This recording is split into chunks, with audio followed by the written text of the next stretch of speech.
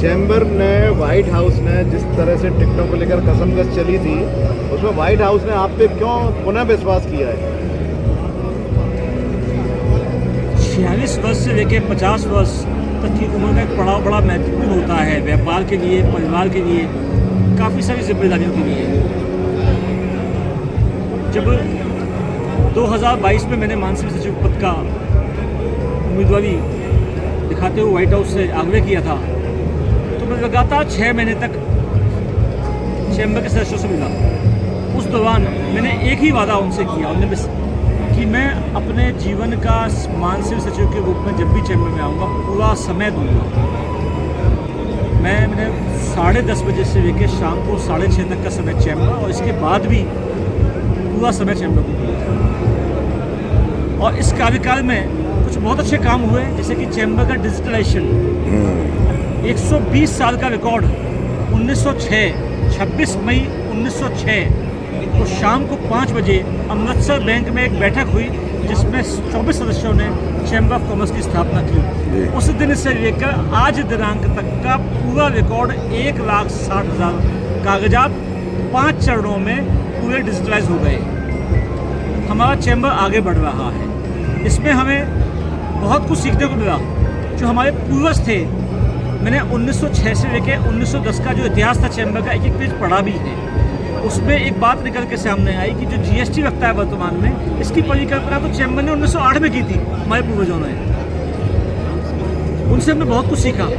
1906 से 10 तक का जब अध्ययन किया तो उसमें सीखा, वो किसी से लड़ते नहीं थे, वो किसी बात को टालते नहीं थे, अपनी असफलता को स्वीकार करते थे। वो बहुत स्ट्रिक्ट थे, नियमों के बहुत पक्के थे। तो जब ये सीखा तो इसके बाद चैम्बर आगे चला, और लगातार जो काम हुए, इसके बाद में एक और महत्वपूर्ण काम हुआ। 120 साल के इतिहास में पहली बार चैम्बर को एक बहुत बड़ा गौरव प्राप्त हुआ जब फिक्की के राष्ट्रीय अध्यक्ष अनंत गोयनका, जो कि आरपीजी ग्रुप के ओनर हैं, उन्होंने मुझे फिक्की की राष्ट्रीय कार्यकारिणी समिति में अध्यक्ष कोटे से नामित किया। ये पहला मौका है जब फिक्की की राष्ट्रीय कार्यकारिणी में ग्वालियर से कोई गया है। वहाँ बहुत कुछ सीखने को मिला। मैं आपके चैनल के माध्यम से बताना चाहूँगा ग्वालियर के सभी नागरिकों को, फिक्की क्या है। Federation of Indian chamber of commerce and industry, जिसमें कि जितने मंत्रालय भारत सरकार के हैं उतने सचिवालय वहाँ पे हैं। भारत सरकार का भी जब कोई काम होता है तो उसमें फिक्की की राय दी जाती है।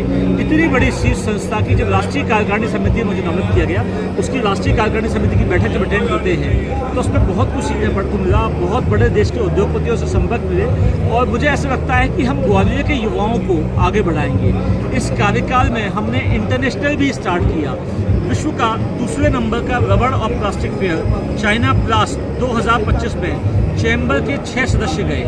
और इस बार मैं इस विज़न के साथ आगे आ रहा हूँ, इस संकल्प के साथ आ रहा हूँ कि विश्व के जितने भी फेयर जो कि इंडियन कंटेक्स्ट में फ़ायदे के होते होंगे, ऐसे सभी व्यापार और उद्योग के फेयर में Madhya Pradesh chamber of commerce and industry का डेलीगेशन जाएगा।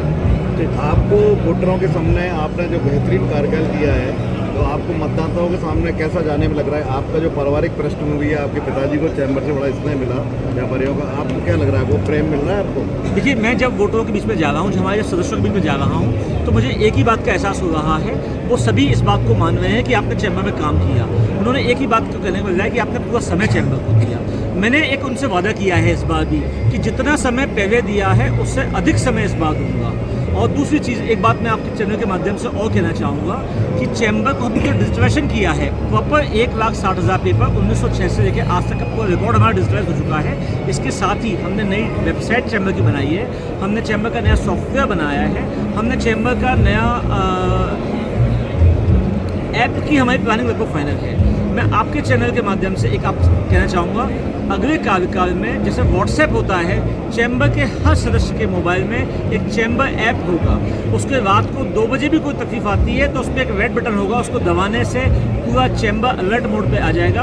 और पूरे व्यापारियों के लिए एक चैम्बर एक ऐसा काम करेगा जो कि इतिहास में इसका नाम लिखा जाएगा। एक बात मैं और कहना चाहूँगा, जैसे कि एक योजना थी माननीय हमारे प्रधानमंत्री अटल बिहारी वाजपेयी जी की, ग्वालियर के सपूत अटल बिहारी वाजपेयी जी की।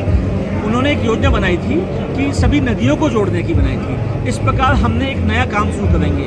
फिक्की में जब मैं गया तो मेरे हिंदुस्तान के सभी चैम्बर्स के प्रमुखों से बात हुई, तो मैंने एक अपने दिमाग में एक आइडिया बनाया है जिसको कि आगे आके उसको धरातल पर लाना है कि हिंदुस्तान के सभी चैम्बर्स और हिंदुस्तान की सभी एसोसिएशन जो कि व्यापार उद्योग संबंधित हैं उनको आपस में जोड़ा जाएगा और उनके मध्य इस प्रकार का संवाद स्थापित किया जाएगा कि अगर ग्वालियर के व्यापारी को कोचीन में कोई तकलीफ होती है तो हम तुरंत 1 सेकंड में कोचीन को चैम्बर को फ़ोन करेंगे कि सब हमारे व्यापारी को दिक्कत हुई है और उस पर करें। और मैं आपके चैनल के माध्यम से एक बात और बताना चाहूँगा, फिक्की में जब हम बैठे थे, जब सभी प्रदेश के चैम्बर्स थे, कोचीन के चैम्बर्स थे और बहुत सारे फेडरेशन थे, फेडरेशन ऑफ इंडस्ट्रीज़ गुजरात के भी प्रतिनिधि थे, तो उन सब के मध्य ये आइडिया मैंने रखा था और अभी तक हम लगभग 7 से लेकर 8 को जोड़ चुके हैं।